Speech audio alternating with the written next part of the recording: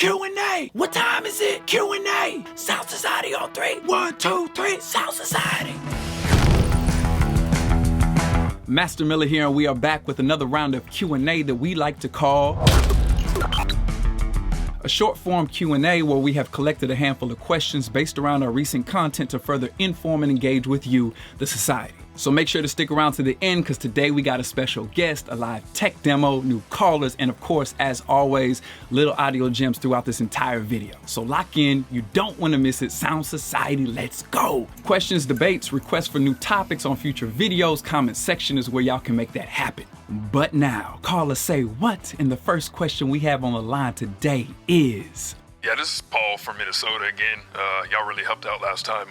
Need some new cans. Wanted to know if those M50X is still any good. Thanks. All right, so let's knock this out the way real quick. Are the M50Xs still good? Well, to that I would say, are vintage microphones still good?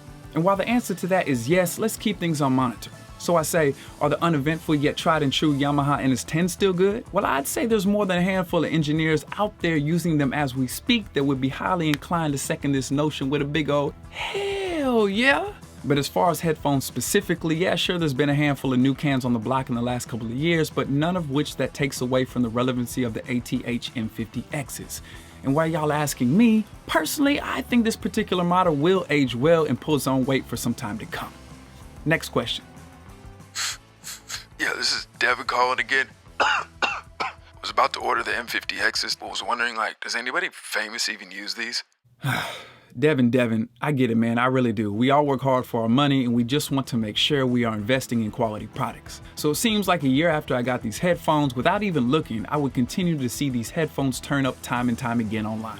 And so to answer your question, Big D, yes, more than a handful of people, recording artists and recording engineers alike, that are making music on a professional level have the ATH M50Xs live in rotation as we speak. I hope that answers your question, man. What else y'all got? Hey, this Gerard calling one more again. Say, man, these pads on these M50, these boys shot, man. We gonna need to change them out. Any guidance y'all can give, I really appreciate y'all. My guy. I like that guy. Well, man, big dog, that's a good question, because when I was just starting out, I didn't even know you could change these out. Unfortunately, the ATH M50Xs do not come with replacement pads, which you can see for yourself in our recent video where I unboxed all the contents. But if you missed our M50X video, you already know, link in the description below. But how do you change out the ear pads, you ask? Well, let me show you. Let's jump on over to the tech table and change them out right now.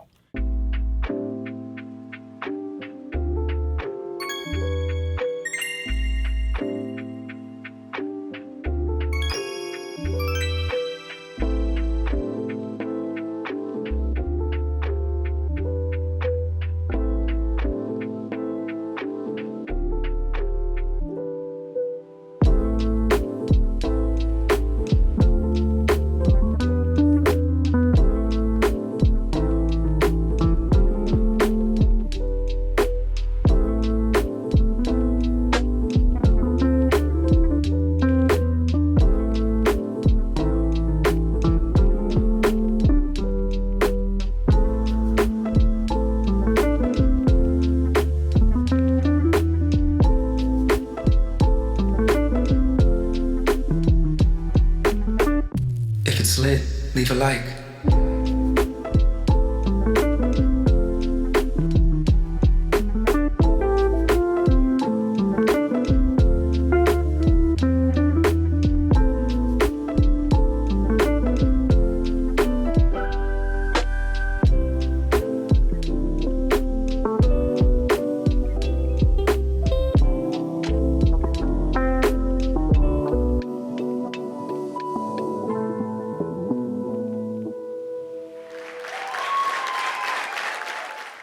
Now that I've shown you exactly how it's done, if you are one of those in need of an extra set of ear pads, or maybe just the type that likes to have backups on deck, go ahead and jump to that link in the description. We've got you set up.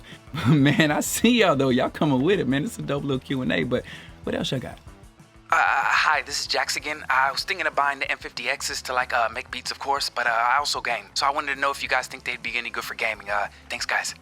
Ooh, y'all trying to catch me slipping? I'm not even a gamer. How am I supposed to answer that? I can't. I'm not qualified.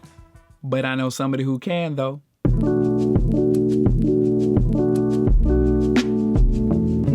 So here we are in Gamerland, and today we're here with my boy Hollinger. And while everybody else is out partying on the weekend, my man is over there in that very same chair doing what he does best, killing it on the game. So he's gonna be rocking his gaming headphones of choice. We're gonna go interrupt the game real quick and have him slide on a pair of these ATH M50Xs to see how he feels they fare up against his everyday gaming headphones. Let's go check it out.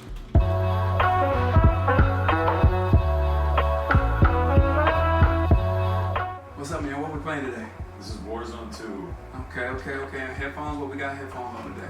These are HyperX Revolver S. HyperX. Heard of HyperX, but can't say I know about gaming headphones. Well, check it out. So I got a pair of headphones for you to try. Audio Technica ATH M50Xs. I'm gonna leave them with you a couple minutes, let you try them out, check back with you. I'll give them a All shot. right, let's bet.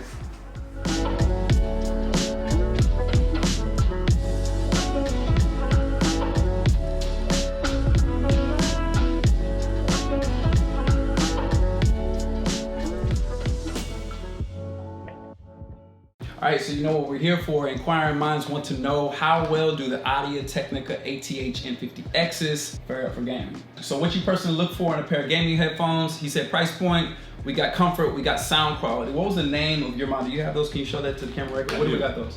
The brand is HyperX. Okay. The model is Revolver S. That's your choice for daily use. So far, my choice for daily use. Yes. Okay.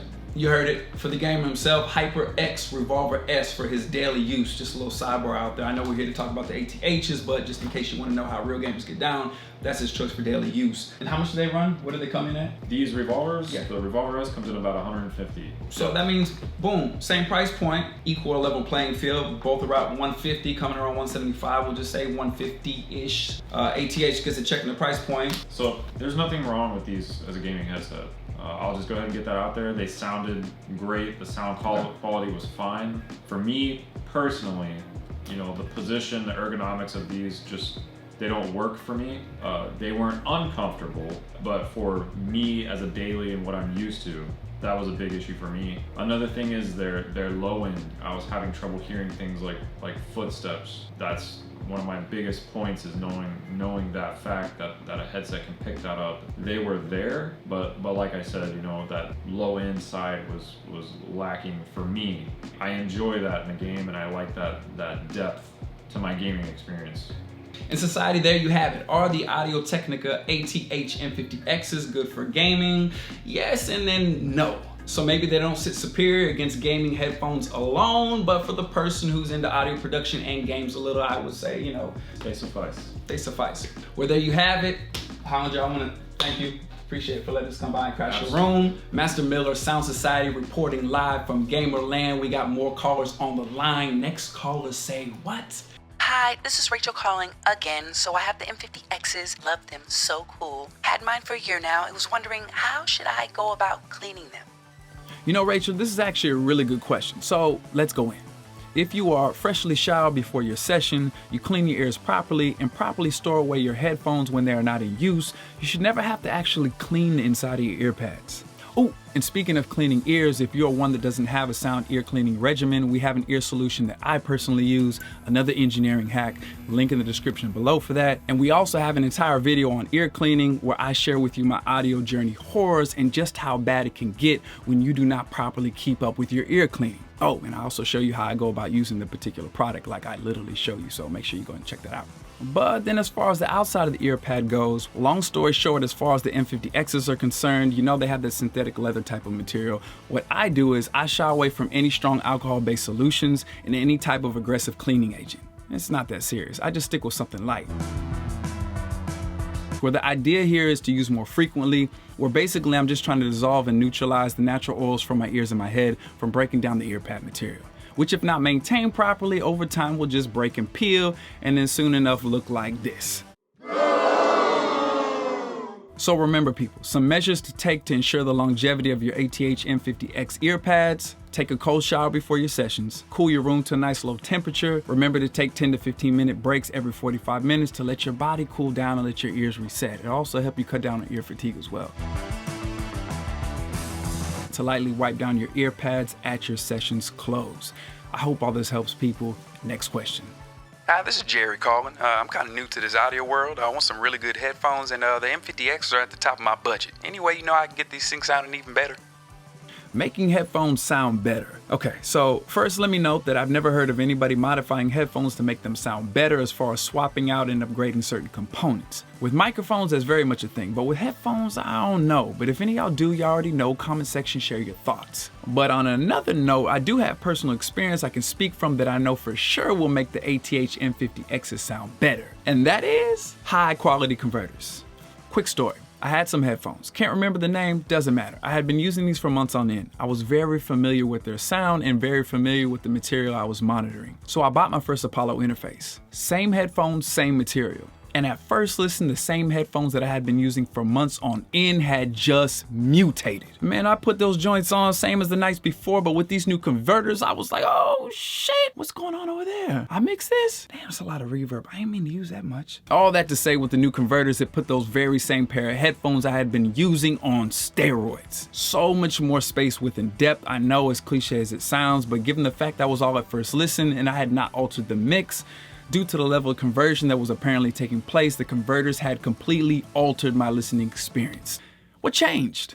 Nothing but the interface. Yet my headphone monitoring experience was night and day. Like I had bought a completely different pair of headphones. But to give y'all more juice on the topic, I remember exchanging with a sales rep that has been with me for more than half of my journey. And he was saying that yeah, with high level converters, you're gonna get an overall smoother response across the board with your monitoring. But specifically noticeable with the upper mid-range and high-end versus the cheap, brittle, harsh response that is synonymous with cheaper converters. Whereas with the higher quality converters, you're getting a more accurate representation of where your mix is really at sonically.